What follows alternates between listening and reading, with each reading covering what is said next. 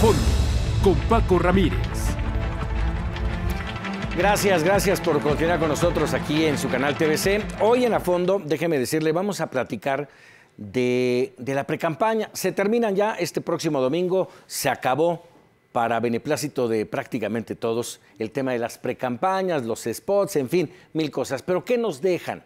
¿Qué nos dejan estas precampañas que de antemano yo me atrevo a decir ilegales? Y bueno, justamente para platicar a fondo de este tema, tengo el gusto de compartir esta mesa de análisis y de debate con Roberto Duque, abogado, académico de la Facultad de Derecho de la UNAM. Bienvenido, Roberto, muchas gracias. Gracias por invitarme, Paco. José Luis Miranda, director de Norlatina Consultores. Bienvenido. Muchas gracias, Paco. Gracias. Y bueno, por supuesto, Carlos Ramos Padilla. Un privilegio. Presidente de la Academia Mexicana de Periodistas de Radio y Televisión. Gracias. Y bueno, conductor de A Fondo. Gracias. Gracias. Bueno, ahí está puesto el tema. Precampañas, se decía yo ilegales porque, y estamos hablando básicamente de tres precampañas, la de Andrés Manuel, la de Mid y la de Anaya. Los tres únicos candidatos o precandidatos dentro de sus partidos y coaliciones no tenían el derecho, valga el término, de hacer una precampaña. Pero le hicieron, finalmente fueron 50 días de escucharlos, de oírlos, de seguirlos por todo el país. ¿Qué nos deja esta precampaña? Pues mira, Paco, no tenían efectivamente el derecho, tienes toda la razón, de hacer una precampaña como la que hemos visto, en donde hay spots personalizados de precandidatos únicos. Vivimos en una simulación ya prácticamente institucionalizada, en la que estamos en el absurdo de que estos spots van dirigidos a los consejeros de cada uno de los partidos políticos que integran las coaliciones, que son un puñado de personas, o sea, son algunas decenas o pocas centenas de personas, y yendo dirigido a ellos, evidentemente sería mucho más fácil mandarles los materiales a esos cuantos delegados. Es una burla. Es una burla, nos tenemos que soplar millones, y cuando digo millones son 18 millones de spots solo en la fase de precampañas, que en efecto está por concluir. Entonces, era bastante clara la norma en cuanto a que en caso de precandidatos únicos no puede haber spots personalizados, solo spots genéricos de los partidos políticos. Y de hecho es muy curioso que el INE, un poco antes, dijo: no va a haber spots personalizados, porque así fue en 2012 y ni Peña Nieto ni López Obrador tuvieron sus spots, y así le vamos a hacer aquí.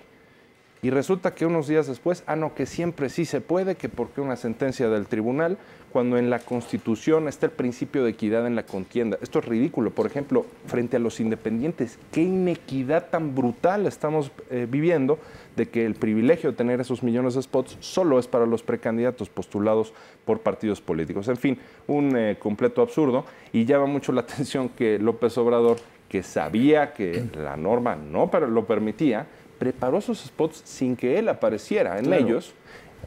Otras personas son las que dicen que ya sabes quién y tal, y al final les funcionó maravillosamente. Oye, pero ya sabes quién lleva cuántos años haciendo campañas. Es de que pues, unos cuantos días sin aparecer no le va a pasar nada. Una cuestión más acerca de esto, completando lo que dice Roberto, es que habla muy mal este tipo de precampañas en términos de la confección del sistema de partidos en México y la democracia interna de los partidos. ¿Por qué? Porque supuestamente se está dando esta precampaña para que compitan internamente los diferentes precandidatos. De todas maneras, ya sabíamos quiénes iban a ser los candidatos, y esto es una simulación a todas luces. Ahora, déjame interrumpirte, porque hablando de simulaciones, escuchaba yo todavía hace unos días a Ricardo Anaya diciendo: pero todavía no soy candidato. El domingo se va a poner sobre la mesa para que escojan al candidato. No hay más que uno. No hay más que uno, y ya se sabía desde antes, y además lo que se utiliza son los millones de pesos que se están invirtiendo en este momento como una extensión artificial a lo que es el periodo de campañas, que está legalizado ya también dentro de la norma, ¿no? Entonces yo creo que sí, a mí me parece fundamental el hecho de que no haya vida democrática en los partidos. Eso es un indicador que las precampañas salgan como están saliendo, es un indicador claro de la nula vida democrática al interior de los partidos políticos, además de todo lo que dijo Roberto. Así es. Yo me voy a sujetar a los doctos en la materia y sobre todo a Roberto, Porque yo creo que sí tienen derecho. Todos tenemos derecho. Lo que deberían de tener es cuidado en el permiso legal para hacerlo y bajo qué condiciones. Esta no es una pre-campaña, es una campaña abierta. Así es. Yo he escuchado, por ejemplo, hoy escuché... Propuestas, pero hoy escuché a Miquel Arreola en relación a que aparecieron narcomantas en el sur de la Ciudad de México, asegurar en campaña que sí hay cárteles operando en la Ciudad de México. ¿Mensaje para los militantes de su partido? No, Digo, bueno. por mencionar uno. O Anaya, ¿no? Ese es mensaje para los de su partido. O como dice él, les tengo una buena noticia, ya se va el PRI. ¿Y a mí qué? Que se vaya el PRI. Yo quiero saber quién llega, qué favores políticos, qué propuestas, qué es lo que va a hacer para sacarnos adelante. ¿Qué amarres o cadenas trae? A mí qué me importa que se vaya el PRI. Y además, ¿con qué seguridad lo dicen? Mencionabas algo muy importante. Vamos, si toleramos a un sujeto que lleva 16 años en pre-campaña, campaña y cargo sin ejercicio, porque es el legítimo. Y el INE lo permite. No le ha quitado el registro a su partido, al contrario, le permiten crear otro. Salta de un equipo a otro, traiciona a su propio personal. Ha vivido 16 años de una malintencionada campaña de odio y de rencor contra todos, empezando por el innombrable. Ahora se erige en la capacidad de perdonarlo, ahora, de calificarlo, el Gigi, el señoritingo. Oye, ¿de qué se trata? Fíjate, a Silva Herzog y Enrique Krause los atacó, los denigró, los humilló, los ofendió, porque le hicieron una crítica, porque le dijeron oportunista. Todos los políticos, como los delanteros de fútbol, son oportunistas. Están para cazar y meter goles. Yo no conozco ningún político que no sea oportunista, ninguno. Y además no fue un calificativo, ¿eh? Oportunista es una descripción, punto. Y al señor le ofendió y no está en el poder. Yo quiero saber en el poder... Su esencia no la puede dejar, ¿eh? Pero me llamó la atención esto que acabas de mencionar en torno a los partidos y a lo que está pasando adentro. Y yo creo que la mejor prueba de ello es que hoy por hoy, en este proceso electoral del 1 de julio, no tendremos partidos en contienda, sino coaliciones. Raras, difíciles, complicadas, antagónicas, pero los tendremos así porque ya no hay una esencia y una ideología pura. Así es. Y la necesidad, y lo hemos platicado aquí en A Fondo muchas veces, del hartazgo de la gente por el sistema de partidos, ahí está reflejado. Sí, claro. ¿Sí? Hablabas de los chapulines, pues vamos a tener chapulines y ya los tenemos dentro de la coalición de Andrés Manuel López Obrador, ¿no? Ya tenemos panistas, ya tenemos perredistas, ya tenemos priistas. Eso es lo que tenemos hoy en estas precampañas. Pero eso no es un invento de López Obrador ni de Morena. Ha ocurrido durante mucho tiempo, bueno, los enroques entre dirigencias, entre militancias, entre contingentes. Ha habido muchos enroques en ese sentido. A mí lo que me parece es que los partidos han dejado de ser partidos. No solamente porque se transformen ahora en coaliciones electorales, sino porque ya no representan a esa parte de la población que dicen representar. Hay un corrimiento, sobre todo en épocas electorales, hay un corrimiento de todos ideológicamente hacia el centro.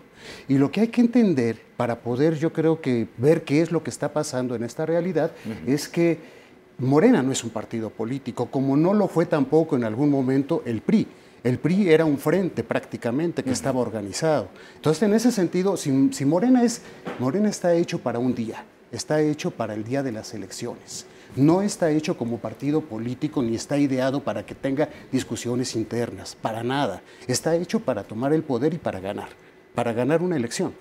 Y Morena se crea a partir de dos experiencias, precisamente por eso AMLO 3.0, que es la tercera versión, y en esta tercera versión lo que se trata de hacer, desde el punto de vista más pragmático que se quiera, lo que se trata de hacer es tratar de incluir a todo el electorado. No solamente, yo tengo muchas diferencias con Andrés Manuel, pero estoy viendo la estrategia que están siguiendo. Y yo no puedo entender a Morena como partido porque no lo es. Es una estructura electoral que va a funcionar.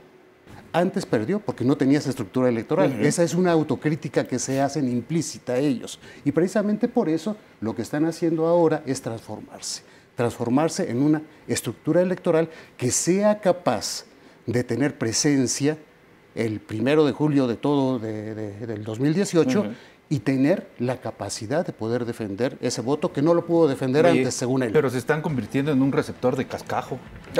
Sí, literalmente, ¿eh? Sí, sí, sí. Literalmente. Bueno, todo aquel que no tiene una posición dentro de su partido y se le ofrecen en otro lado, que además, en este caso, Morena tiene amplitud de espacios que llenar, pues bienvenido. Es la ideología del hueso, Paco. La ideología del hueso, así es, Roberto.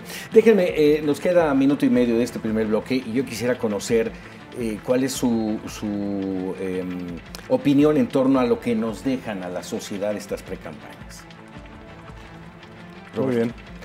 Bueno, el saldo, en mi parecer, de esta primera fase de precampañas es muy negativo.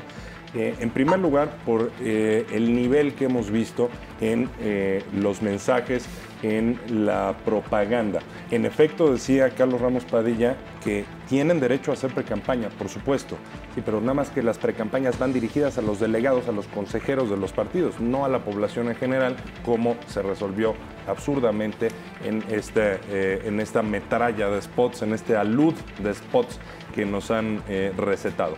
Y vemos el contenido, Paco, el contenido es paupérrimo. Estas precampañas han sido spots muy cortos en donde reina la mercadotecnia.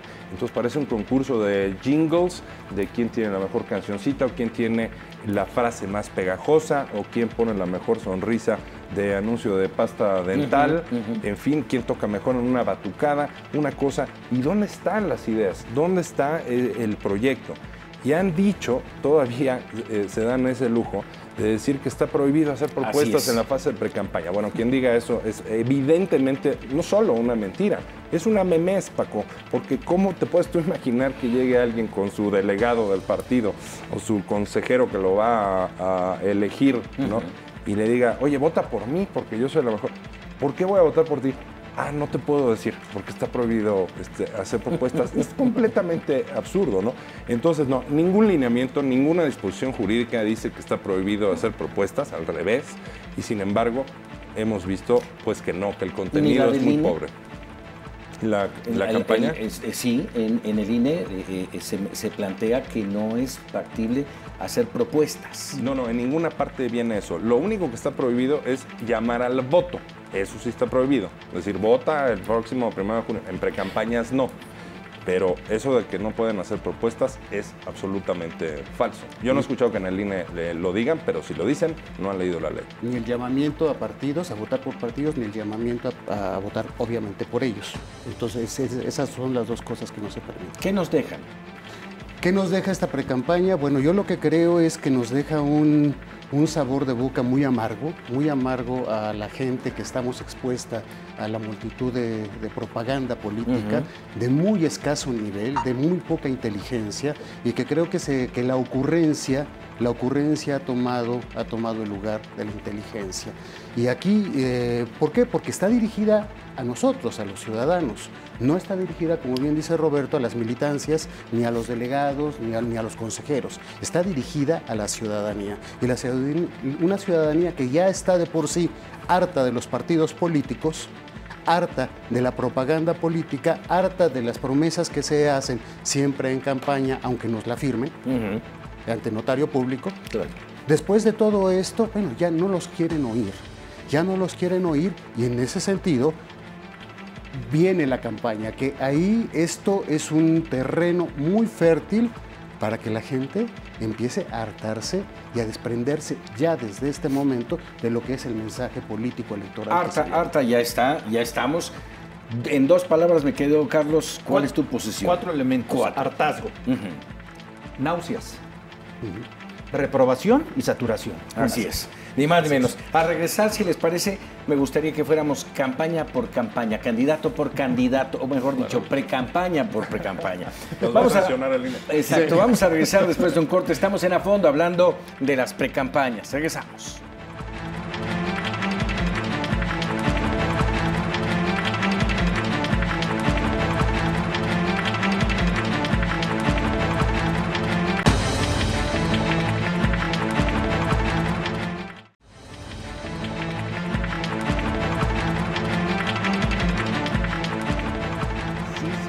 Hacer propuestas.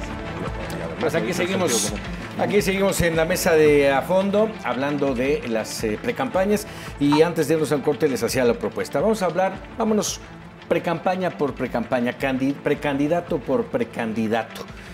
¿Cómo ha pasado estos 50 días? Y si les parece bien, hablemos de entrada de Ricardo Anaya. Ricardo Anaya en una precampaña, a mi juicio, cargada en esta coalición de México al frente del PAN, del PRD y el Movimiento Ciudadano, cargada en tratar de fundir a la izquierda y a la derecha, señalado de traidor por muchos, tratando de evitar desbandada del PAN y tratar de evitar la del PRD, y en ambos casos creo que ha fallado. Y tratando finalmente, a mi juicio, de pegarle a Mid, que aparentemente es su principal objetivo. ¿Cómo lo ve? Yo veo a un López Obrador pues claramente posicionado en primer lugar. No lo veo retrocediendo de esa posición pues en los próximos meses. Entonces veo que PAN y PRI y sus respectivas coaliciones están buscando desesperadamente el segundo lugar, constituirse como la alternativa y llegar a una carrera parejera en contra de López Obrador y de esa manera ya al final poderlo superar. Entonces, la campaña de Ricardo Anaya creo que trae este componente, le está queriendo ganar ese segundo lugar al PRI. Entonces, además de que sea, por un lado, mostrado como una persona pues capaz, podría ser un jefe de Estado y muy preparado, políglota y tal, también, por otro lado, ha arremetido contra el PRI fuertísimo. O sea, ha de verdad atacado al PRI y a los priistas, los mete en un mismo cajón. Todos los priistas son Duarte, prácticamente, ¿verdad? Y eso es muy ofensivo para los priistas. Y me temo que si quiere ganarle a López Obrador, va a necesitar al final, en esa carrera parejera, el voto útil de priistas, y eso no lo está haciendo bien. Estratégicamente me parece que eso no funciona. A lo mejor sí para rebasar al PRI, pero no para ganarle a López Obrador. José Luis. A mí me parece que hay una disputa muy grande por el segundo lugar.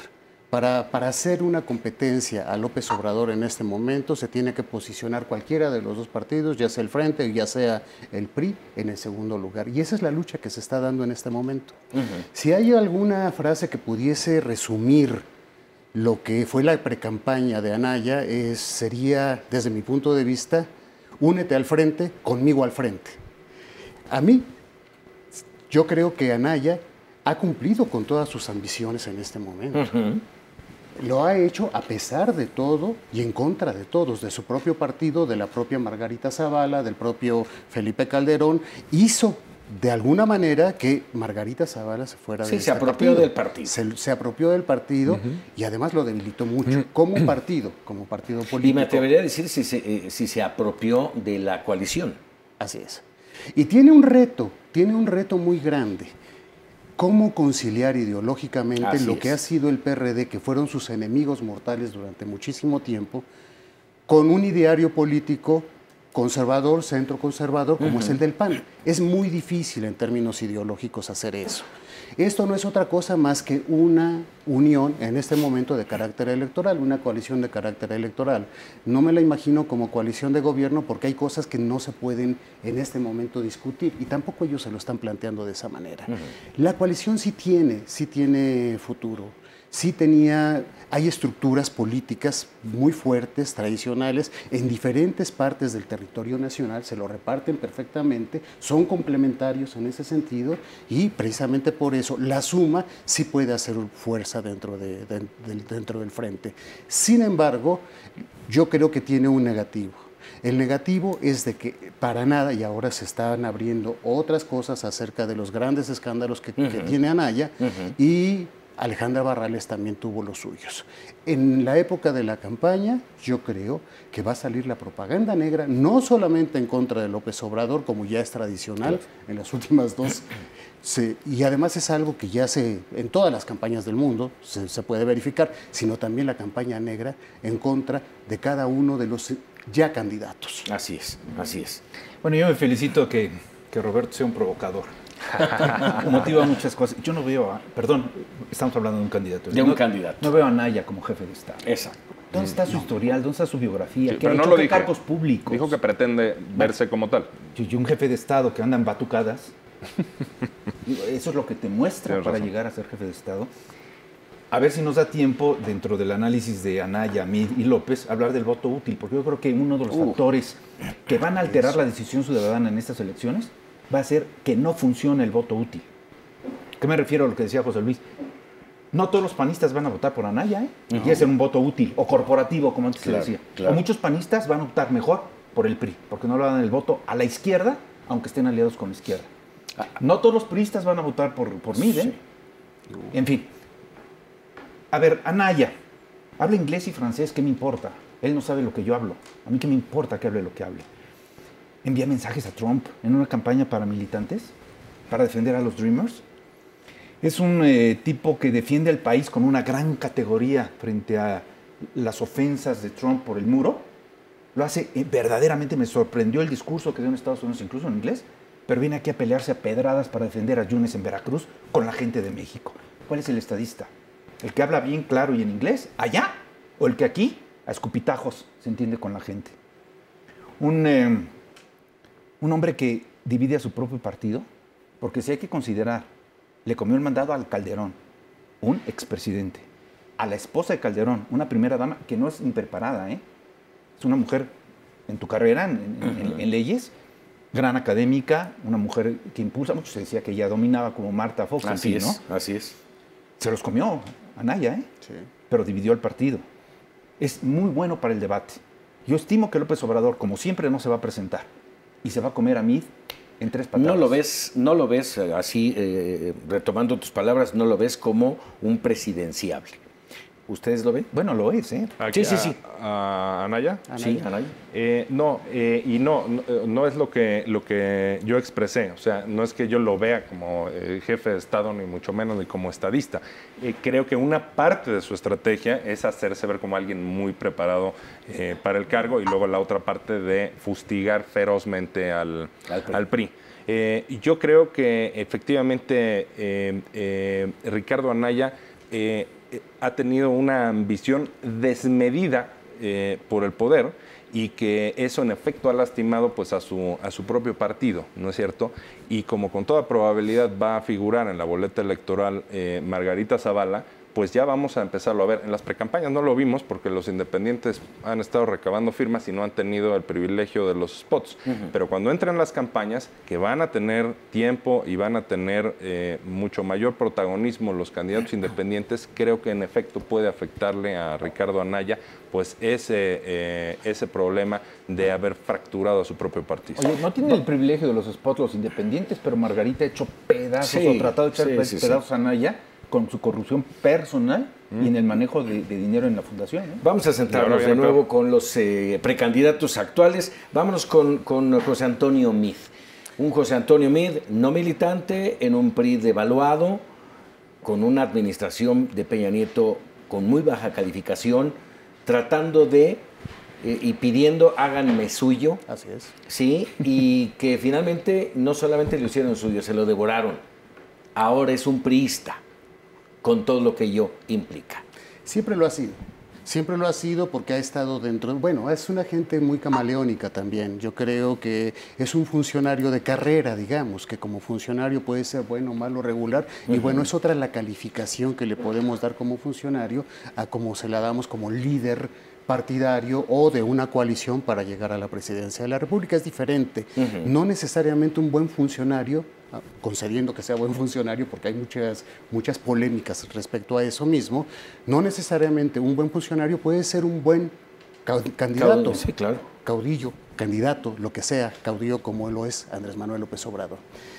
La primera cosa que yo creo que tiene mal es que tiene un partido y hay muchísimos ejemplos de este sexenio de corrupción dentro del PRI, muy fuerte dentro del PRI, y que se han evidenciado con investigaciones periodísticas desde la Casa Blanca hasta lo que estamos viendo ahorita de lo de el tren México-Querétaro y lo de Odebrecht. Lo de Odebrecht, todas estas cosas. Yo creo que Lo de Duarte. Lo de Duarte. Tuvo que haber pasado por la Secretaría de Hacienda. Quintana Roo, Los Duarte, los Entonces, Borges, en fin.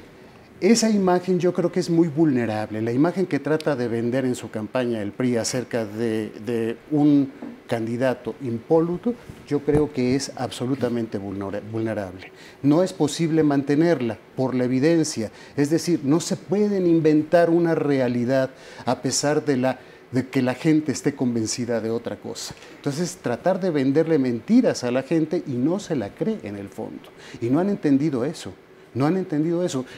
Ahora, si llegaba con el signo del PRI otro candidato, pues trataron de evitar eso, del desprestigio, pero no lo pudieron hacer.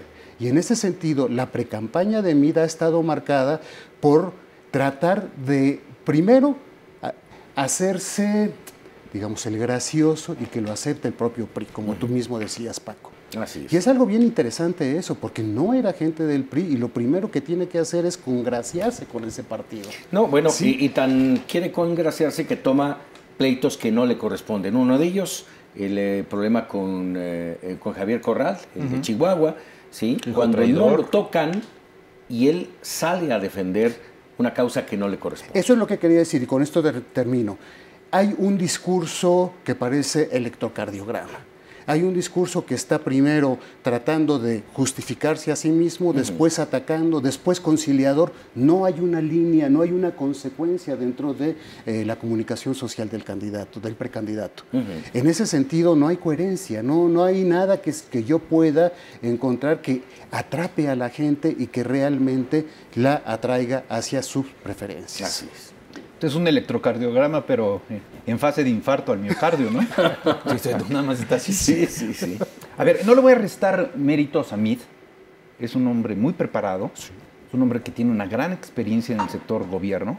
Ha dirigido 5 secretarías de Estado. Universitario. Me parece que es el que más bonos intelectuales y de dirigente tiene frente a los demás precandidatos. Pero... Aquí es el pero. Me parece que no era el candidato del PRI, fue el candidato resultado de una pugna entre Osorio y Videgaray. Y sabemos quién ganó.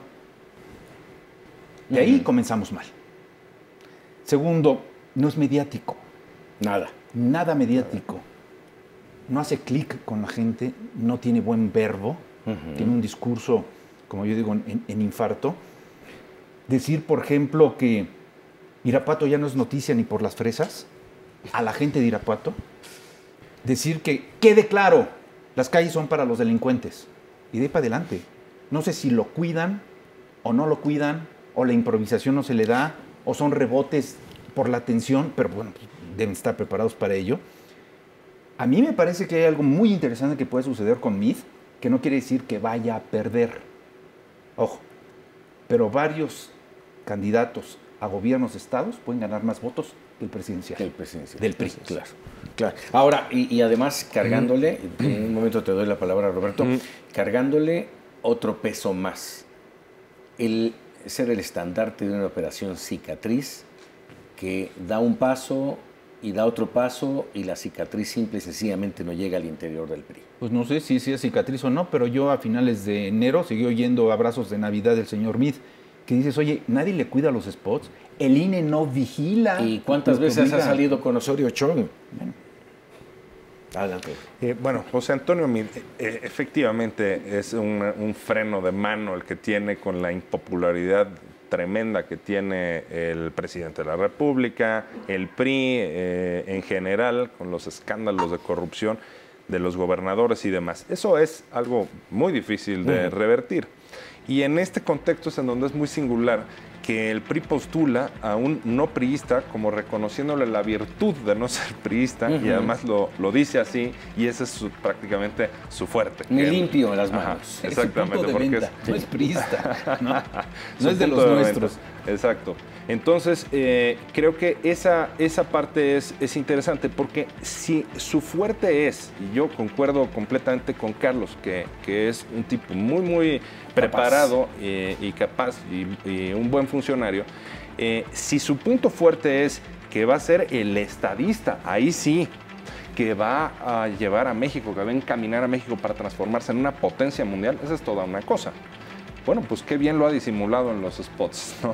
Porque estos mensajes que hemos visto de José Antonio Meade, pues no se ve que se le esté explotando eso, y tal vez por eso es que no ha conectado del todo bien, ¿no? Ha sido, creo que, víctima de la mercadotecnia en muchos casos. Si el tipo tiene una mente ordenada y es una persona brillante, yo diría que él diseña sus propios spots, ¿no? Porque esto de que al final una sonrisa insulsa, que francamente no le funciona y queriendo caer bien, no, creo que el talante tendría que ser otro, de un tipo sobrio, no tiene nada malo ser sobrio, pero sí con las ideas muy claras para, pues, este propósito que él se ha planteado, convertir a México en una potencia. Entonces creo que falló en la precampaña, pero una cosa nada más que sí hay que subrayar es que las precampañas sirvieron sobre todo al PRI, para que Meade se diera a conocer.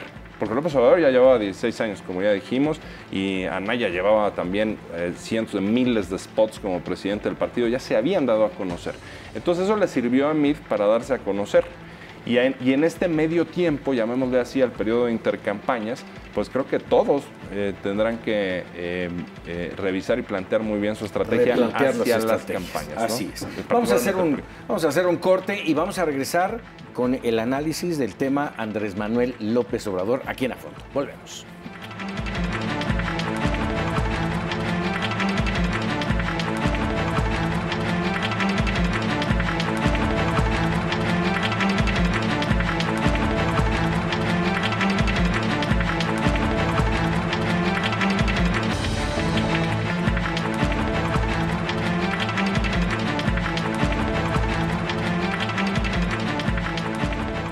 Ya hablamos de Ricardo Anaya, ya hablamos de José Antonio Meade. Vamos con Andrés Manuel López Obrador. Una campaña, me atrevería a decir, sobria, en la que nos da una cara mucho más laxa, mucho más tranquila, menos agresiva, pese a lo que acabas de decir, Carlos Ramos Padilla. Pero en general se ha mantenido sin entrar en confrontaciones, muy risueño, con bromas incluso, como el tema de la medicina o como el Andrés Manuelovich, en fin. Y yo lo veo al contrario. Yo lo veo al contrario. Yo creo que es una de las veces que más agresivo ha estado López Obrador. Acuérdate que hace algunos meses, en campañas anteriores, se había presentado como el poseedor de la República Amorosa. Hoy, a los padres de Ayotzinapa les ha dicho provocadores. Al ejército lo ha acusado de asesino. Ayer o antier al señor secretario de la Defensa Nacional le dijo: ponte a trabajar, no hagas politiquería. A Silva Gertz y otros comunicadores, a Pepe Cárdenas, todos les ha llovido. O sea, me parece que es un hombre que ha mostrado su franca personalidad de combate, de odio, de rencor. ¿Real? A ver, ¿tú conoces algún discurso de Andrés Manuel que sea conciliador? A menos de que haya perdonado realmente a Salinas, y no sabemos por qué. Bueno, quiere perdonar a los delincuentes, ¿no? No le gusta la reforma energética, no le gusta la reforma educativa, no le gusta el aeropuerto. Los Pinos. A ver, dime, bueno, va a vender el avión presidencial. Dime en dónde encuentras un motivo de paz, conciliador y sobrio, como tú dices, de Andrés Manuel López Obrador. Mira, que es nos curioso. Lo digan nuestros invitados. Es curioso. Meade dice que no es del PRI, pero la juega por el PRI. Es curioso, ¿no? Anaya se dice de izquierda cuando no es de izquierda. López Obrador no es de nada. ¿A quién representa? Decían que el PRD es un equipo de resentidos del PRI. Y Morena es un equipo de resentidos del PRD. Bueno, ya lo decía Armando Ríos Peter, ¿no? Que él era el único de izquierda en toda la contienda electoral. Que no hay nadie más. Atendiendo a la pregunta. ¿Andrés Manuel es el único hombre de izquierda? Armando Ríos Peter. Ah, bueno, sí. El único de izquierda, que no había más izquierdas. Roberto. Bueno, a López Obrador yo no concuerdo. Yo sí lo veo con un talante sobrio, que ha sido en su precampaña, que ha sido, yo creo que ya aprendió después de tantos años. Me da la impresión, lo veo muy cauto, por ejemplo, en sus ataques al INE. Y a su equipo también, son muy cautos. Cuando antes, a estas alturas, ya estaría reclamando todo tipo de inequidades y todo tipo de atropellos y demás por parte de la autoridad electoral. No, como que no quiere desacreditar, me da esa impresión, Paco, al árbitro que con alta probabilidad, porque ellos creen que van a ganar, le va a levantar la mano, ¿no? No invalides al árbitro que va a darte la victoria. Y veo que es un tipo que transmite mucho más convicción que los otros dos, más convicción que Anaya. Podemos estar de acuerdo o en desacuerdo, pues, yo estoy en desacuerdo pues casi con todo, esto que se decía de la reforma educativa del aeropuerto y demás, pero me parece que la virtud que ha tenido es que transmite que es como piensa, es su forma de ver las cosas. Cuando menos esa es la imagen que ha dado a muchos electores. Y en buena medida creo que explica que esté liderando pues en la mayor parte de las encuestas, en todas las encuestas que conozco. Así es que tiene sus bemoles este tema de las encuestas. No vamos a entrar en el tema, pero vamos, no son la panacea de decir es que va adelante. Pero bueno, José Luis.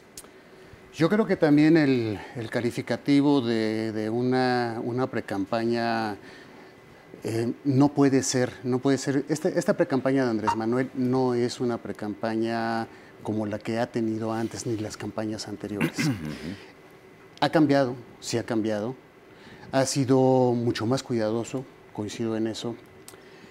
Sin embargo, Andrés Manuel ha cambiado por el conocimiento y la experiencia que ha tenido de las campañas anteriores.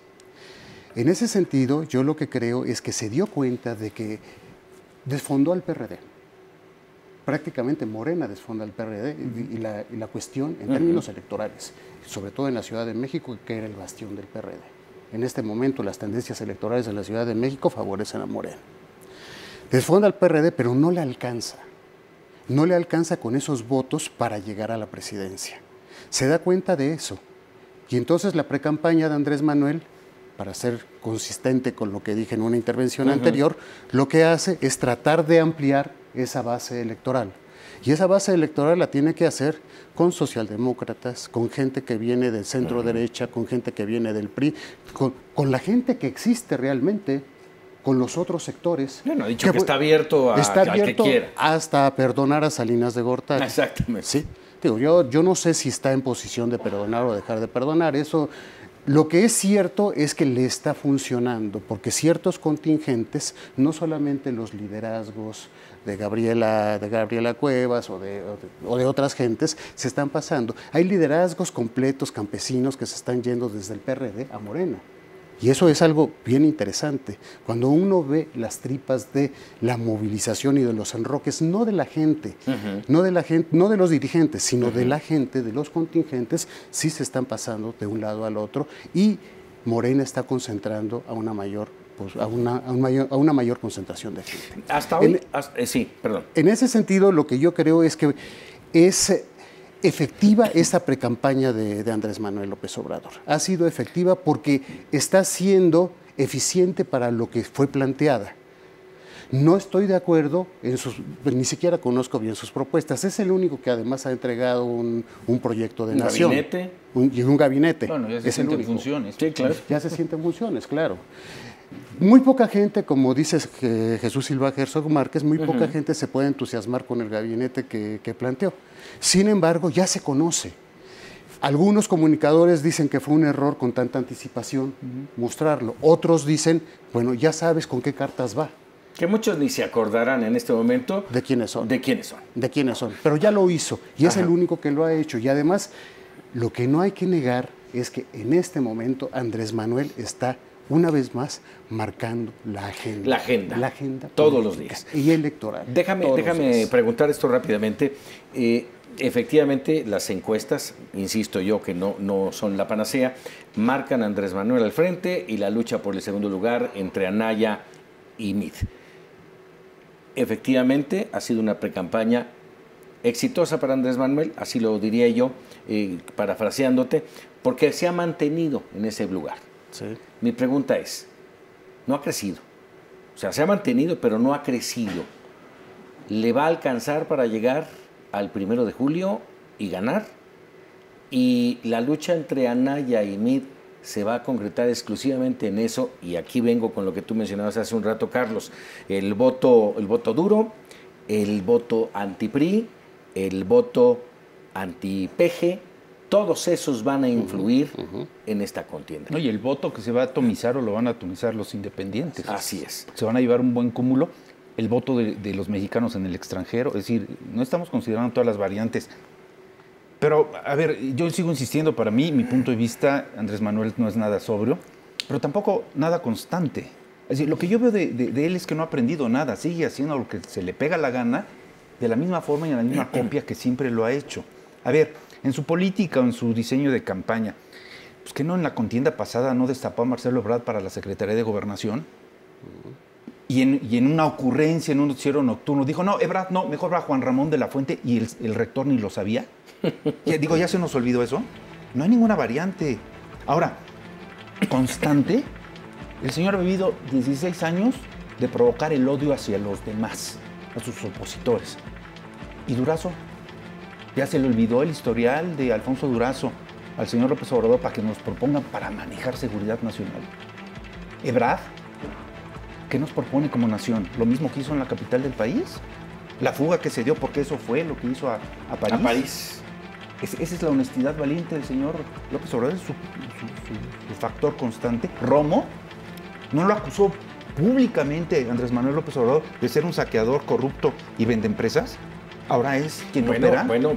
La Sheinbaum, por favor, ya se le olvidó las ligas al señor López Obrador. El señor López Obrador no tiene vergüenza para salir al público y exigirle una respuesta para los niños muertos en el colegio Repsamen. Como se le olvida a casi todos los candidatos de todos los partidos, la carga que traen atrás. Lo mencionabas hace un momento, gobernadores corruptos del PRI, gobernadores corruptos del PAN. Vamos, no hay un solo candidato, y esto es a título personal, no hay un solo candidato limpio que diga yo, este es el bueno, este es el que me va a dar la oportunidad de que este país crezca, se desarrolle, que se acabe con la corrupción, con la impunidad, con la inseguridad, con la violencia, que se tenga una mejor educación. Temas hay un chorro. ¿Ya viste las declaraciones de Alfredo Jalife? ¿Es quién es? Es quién es. Es quién es. Pero él se presenta en esa declaración como cofundador de Morena y con toda la categoría para hablar de Claudia Sheinbaum porque dice se metió conmigo. Y a Sheinbaum y a Martí Batres les dice súper corruptos, con esas palabras. A Martí Batres le dice la cosa esa.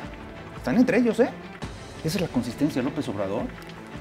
No hay una fórmula de autocriterio de López Obrador para decirnos por qué propone e impone a la Sheinbaum.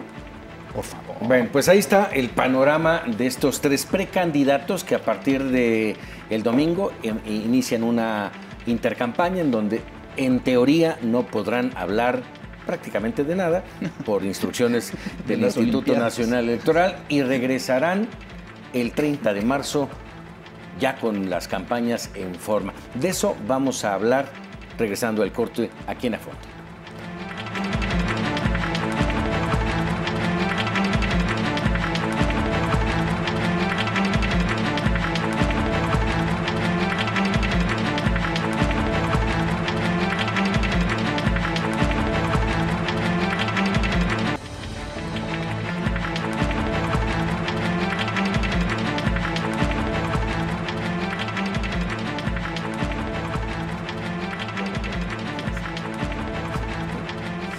Bueno, aquí, déjeme decirles, seguimos muy interesantes pláticas entre cortes.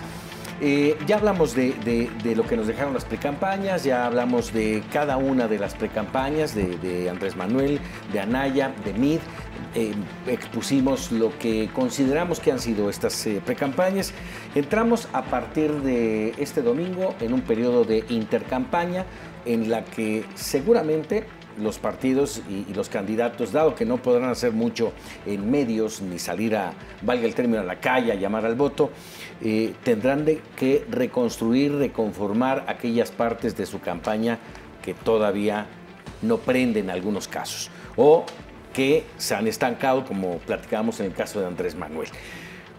Vendrá posteriormente también el 30 de marzo, el arranque de las precampañas. ¿Qué podemos esperar de ello? Y yo no quisiera dejar que en ese periodo de intercampaña viene un tema muy importante, que es la distribución de cargos y de candidaturas. Y eso le va a pegar a los tres, ¿sí? Si en el caso de Andrés Manuel tendrá que conformar una muy buena estructura en la que sea amigable con todos para traerlos. En el caso del PRD y el PAN, terrible situación porque la división de distribución de cargos va a obligar a lo mejor a una estampida, a una salida, a un éxodo de alguno de los dos partidos.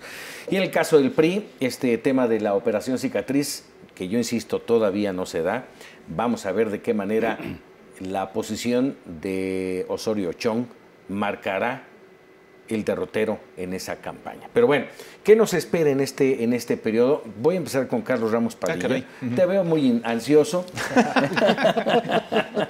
No, vienen cosas muy difíciles. Tenemos 5 minutitos. Mira, yo no quisiera hacerle caso, pero estoy muy de acuerdo con Roy Campos, que acaba de declarar de que vamos a ser testigos de las campañas más violentas, más sucias, más difamatorias.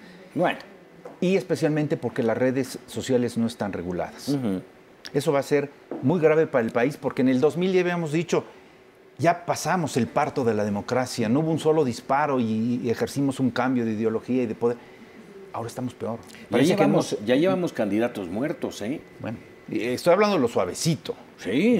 No me estoy metiendo a Cuautitlán Izcalli con Francisco Rojas de San Román. Entre uno de otros. Ni a los padrecitos que ahora negocian con los criminales. Así es. Es un estado dentro de otro estado. No. Estoy hablando de lo que nos puede ocurrir en unas campañas que se van a denigrar unos contra otros, a difamar unos contra otros. No nos van a dejar nada positivo. No nos van a dejar un aliento de nuevo país, de nuevas esperanzas. No hay un acuerdo entre ellos mismos siquiera para hablar, por ejemplo, de seguridad nacional. Ninguno toca el tema. Todos los días hablamos en los medios de muertos y asesinatos, de crímenes, de mutilaciones y de 34,000 desaparecidos. A mí me gustaría que los 3 precandidatos, candidatos o lo que sean, se sienten en una sola mesa para decir, a ver, por el país, ¿qué vamos a hacer? Quien gane, no importa. ¿Cuál es la propuesta para sacar este país adelante y no estemos salpicados de sangre, de narcos, de violencia? Que los niños vayan a las escuelas, no que construyamos cárceles. No se ve eso, porque tú ves uno que quiere romper el pacto, el otro quiere romper las reformas, el otro dice que esto no sirve, el otro dice que va a borrar todo. Todo es malo en el país. Yo no veo una política ni una cultura... Oye, lo cual es una realidad, ¿eh? Bueno, pero yo no veo una política ni una cultura en este país de que incluso el Congreso, las cámaras, se sienten a decir, a ver, se presentó el proyecto de reforma energética. Viene cucho, viene manco, viene cojo. Vamos a enriquecerlo. Oye, pero ¿cómo lo van a hacer si todos los diputados y senadores son chapulines? Tenemos un Congreso de suplentes en este momento. A ver, yo pregunto, en esto que yo criticaba de la constante de López Obrador, ¿cuál va a ser su posición frente a Fausto Vallejo en Michoacán? Porque van por sus aliados, el PES y el PT. Ya la libró, ya se nos olvidó que el PT es un partido de corruptos y que ahí está metida hasta la esposa del presidente del PT. Ya se nos olvidó, ya. Ahora, ¿qué va a decir de Fausto Vallejo y de la tuta? ¿Que es un complot? Vamos con Roberto. Sí, yo creo que en efecto el panorama no es demasiado alentador porque se nos viene otra avalancha de spots en el periodo de campañas, y si algo ha quedado claro es el fracaso del modelo de comunicación política de la reforma electoral de 2007. ¿A qué me refiero, Paco? Es un número demencial de spots. En total son más de 56 millones de spots en este proceso electoral, ya contando todo, precampañas y campañas y demás. Y que son muy cortos. Entonces, no hay forma de que en ese formato ocurra una cosa distinta a la que dice con acierto Carlos Ramos Padilla. Porque, a ver, efectivamente, y lo decía también José Luis, han sido muy pobre el contenido de estas campañas. Entonces, o de estas precampañas. ¿Qué es lo que va a cambiar hacia las campañas electorales? Pues no parecería que mucho, porque el formato no da para eso. Los países, pues con las democracias más avanzadas, tienen un modelo de comunicación totalmente distinto al que tenemos aquí. Muchos menos spots, mucho menos tiempo aire, pero con intervenciones más largas. Por ejemplo, es muy interesante Alemania. Ahí es un solo spot de 1 minuto y medio y listo. Entonces uno dice, ¿y qué tanto va a llamar la atención? Pues muchísimo, porque es un solo spot. Entonces todo el mundo lo tiene que ver, lo tienes que aprovechar, pero en 1 minuto y medio sí que no puedes estar con jingles y nada más tocando en la batucada 1 minuto y medio. No se puede. Tienes que entrarle a las propuestas. Además, se obliga a que se toque la plataforma electoral. Entonces, creo que el modelo no es muy esperanzador. Ojalá yo me equivoque. Y nos faltó, lamentablemente el tiempo se nos va, nos faltó hablar de los 3 debates. Pero bueno, ¿cómo ves? La cuestión es de que yo me quiero referir a este periodo en el cual, entre la precampaña y la campaña, en este momento los equipos de los partidos y de las alianzas se van a poner a pensar qué es lo que está pasando. La pregunta fundamental es cómo acortamos la distancia con Andrés Manuel, cómo me ubico competitivo contra Andrés Manuel por parte de los otros dos líderes. En ese sentido, los equipos de campaña, los cuartos de guerra van a estar muy ocupados. Y retomando lo que perfectamente dice Carlos, va a haber una bomba. Tiene que haber una bomba, porque se ha visto a lo largo de toda la precampaña que por los medios tradicionales no han podido disminuir la brecha significativamente. Ceteris paribus, si todo sigue igual, gana López Obrador. Así, tendencialmente gana López Obrador. Tiene que haber algo que rompa, que haya un... ¿Le das absoluta confianza a las encuestas? No, para nada. Depende, yo hago encuestas también. Es una de las partes a las cuales me dedico. No, hay encuestas para todo. Y hay que saber elegir cuáles son las que son realmente. Son precisamente las que no se publican, las que hay que consultar. Porque son hechas para otra cosa. Son hechas para redefinir los rumbos de campaña y para ubicar los sectores que pueden ser vulnerables para que tú los puedas manejar en términos comunicacionales. Es otra cosa, depende de qué tipo de encuestas. Lo que es cierto es que en las encuestas reales no se ha disminuido sustantivamente la distancia entre el primero y los otros lugares. Se han mantenido y la lucha está en el segundo lugar. En ese sentido, solamente una cosa para terminar. En ese sentido, insisto, debe de haber algo que haga que se redefina, ya sea para un lado o para el otro, que ese segundo lugar llegue a ser realmente competitivo con López Obrador. Y puede ser una bomba mediática o puede ser una decisión que no necesariamente tiene que pasar por la renuncia de alguno de los candidatos y la declinación hacia el otro, sino que puede ser simplemente un acuerdo entre esos dos opositores. Y bueno, y estaremos pendientes porque hemos hablado de 3, pero nos faltaría él o los independientes que van a llegar a la boleta electoral el próximo 1 de julio. Yo les quisiera agradecer a los 3 que nos hayan permitido tener esta mesa de análisis y debate y que a usted le haya dejado un panorama un poco más claro de lo que está pasando y de que tenga información para tomar una mejor decisión. Haremos este ejercicio, si les parece, en un mes más para ver cómo van las cosas. José Luis Miranda, te agradezco enorme, muchísimas gracias. Muchas gracias. Bienvenido a esta casa. Roberto Duque, muchísimas gracias, abogado. Gracias a ti. Carlos Ramos Padilla. Oye, yo, déjame decirle a nuestros compañeros, había hecho yo un pronóstico que creo que no fallé, se lo hice a Maite Noriega y a Paco, cuando soltaron el Bester, bueno, no lo soltaron, salió de prisión el Bester y se fue a su casa. Yo les dije, va a pagar una factura contra el sistema. Y parece que así fue. Hoy, después se los argumentaré, me parece que la gran sorpresa en esta contienda puede ser Ríos Peter. El voto Carlos, se puede ir para allá. Muchísimas gracias. Gracias a usted que nos ha dado toda la oportunidad de platicar con ustedes. Muchas gracias. Hasta el próximo A Fondo.